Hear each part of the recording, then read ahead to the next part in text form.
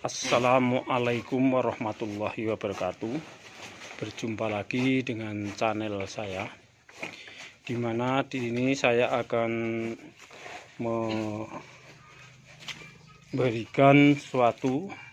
membuat rabuk kandang, rabuk dari kotoran lembu atau kotoran sapi. Setelah sapi diberi kasurisasi, ya, diberi dedaunan seperti daun jati kering dan lain sebagainya, setelah 1 bulan, ya, nanti akan diaduk, ya. Langkah yang pertama yaitu ini Mas Tarno mengaduk kompos yang telah kering, ya, dijadikan satu, ya. Ini kompos yang siap untuk digunakan. Kompos yang siap untuk digunakan, ya. Ini sudah kita tumpuk selama 1 bulan.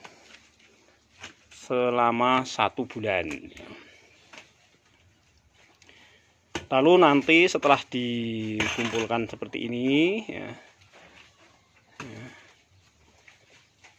kita semprot dengan EM4, ya, dengan EM4. Setelah dikumpulkan ini nanti, ya, nanti kita gunakan EM4. Ini EM4 untuk disemprotkan di atasnya supaya tambah gembur rabuknya, ya. Ini, ya, ini Bapak Tarno, ya. Bapak Tarno yang mengumpulkan rabuk yang telah kering, ya, untuk diselidikkan. Dan nantinya di tempat ini akan kita gunakan untuk mengumpulkan rabuk yang masih basah, ya, yang campur dengan dedaunan, ya. Jadi langkah pertama kemarin sudah kita jelaskan bahwa sapi diberi kasurisasi. Kasurisasi diberikan dedaunan bekas makanan sapi yang tidak termakan, juga dengan daun-daun kering, ya. Setelah 1 bulan nantinya kita akan ungkat sehingga nanti akan menjadi yang seperti ini, ya, ya, seperti ini. Ini yang kering, ya, yang kering dikumpulkan, ya. Nanti ini bisa untuk rabuk baik itu tanaman padi, jagung, kedelai dan lain sebagainya, ya. Ini warga Gunung Kidul biasanya menggunakan rabuk seperti ini. Untuk menggemburkan tadi, ya, itu digunakan EM4, ya, lalu disemprot EM4. Setelah terkumpul seperti ini, ya, nantinya akan disemprotkan EM4. Wis no? Dah, wis no, semprotan no. Ya, ini coba ya disemprot, ya, dipompo sih no, ya, pompo nggak pundur dipijet, ya. Oke, dulu dipijet. Harus ya gitu. Disemprot dia, ini disemprot EM4 sampai rata, ya. Ya, sampai rata, nah baru dipompo, ya. Ini disemprot pakai 4 pakai lampa. Ini sebetulnya sudah siap untuk digunakan rabuk. Tapi karena saya tidak punya lahan untuk penanaman, belum punya, ya. Nanti kalau kita akan menanam baru kita gunakan rabuk ini. Ini untuk tandon rabuk, ya. Ya. Kalau sudah rata, ya, sampai rata, ya. Sampai rata, ya. Ya, terus no, nanti rata. Ketinggi no, ini,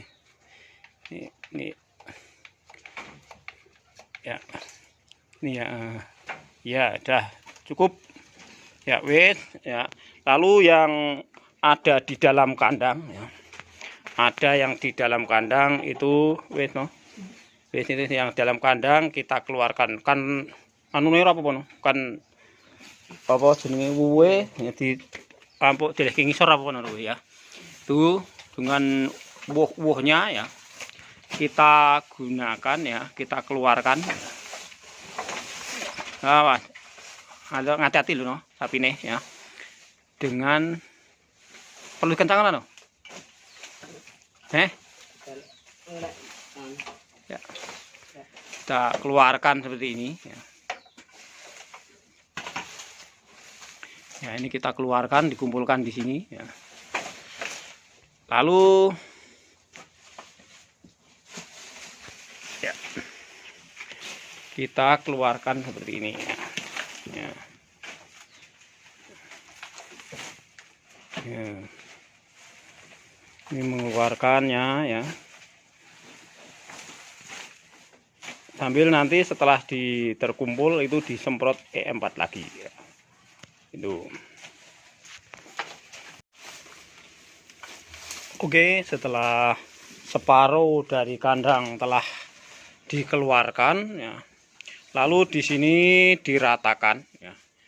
Diratakan antara kotoran sapi dengan dedaun-dedaunan, ada daun bekas-bekas makanan dari sapi itu sendiri, dan juga dicarikan di tempat-tempat yang lain.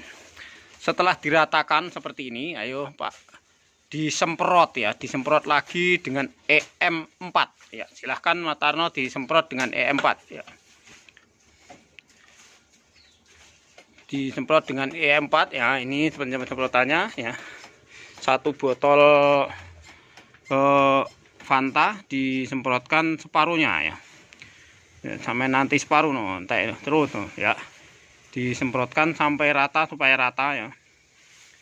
Ya. Supaya rata loh ya. Oke ya. Rata. Tujuannya dari penyemprotan E4 ini supaya cepat gembur dan juga menghilangkan bau dari kotoran sapi ya. Terus ya dipindu nih, dipindu lagi ya,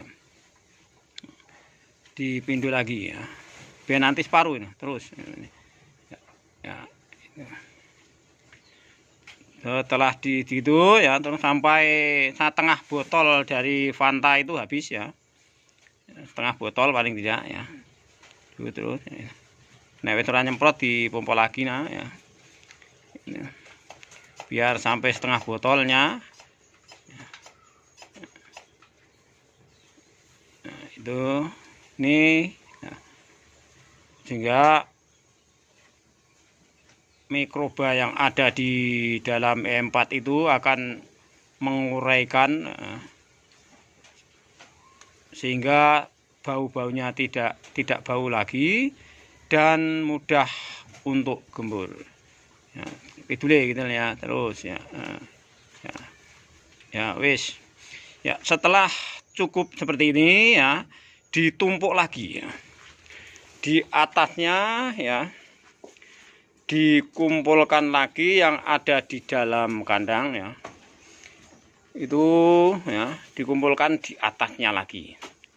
Tapi ingat, di dalam pembuatan kompos harus dalam keadaan tertutup, di EUP ya, supaya tidak terkena panas ya, dan tidak kena hujan ya. Itu setelah seperti itu nanti ya, sampai di atasnya diulang lagi untuk disemprot lagi ya. Nah, begitulah caranya. Lalu sampai kapan tumpukan sampah dan kotoran sapi ini dapat digunakan ya? Itu setelah 1 bulan diaduk lagi, dijadikan satu yang sudah kering. Lalu yang di dalam kandang dikeluarkan lagi. Begitu seterusnya, sehingga nanti kita di dalam menanam padi, menanam jagung, menanam kedelai, tidak membeli pupuk pabrik. Hanya sedikit sekali pupuk pabrik yang kita gunakan. Kita menggunakan pupuk kandang. Demikian dari saya. Akhirul kalam. Assalamualaikum warahmatullahi wabarakatuh.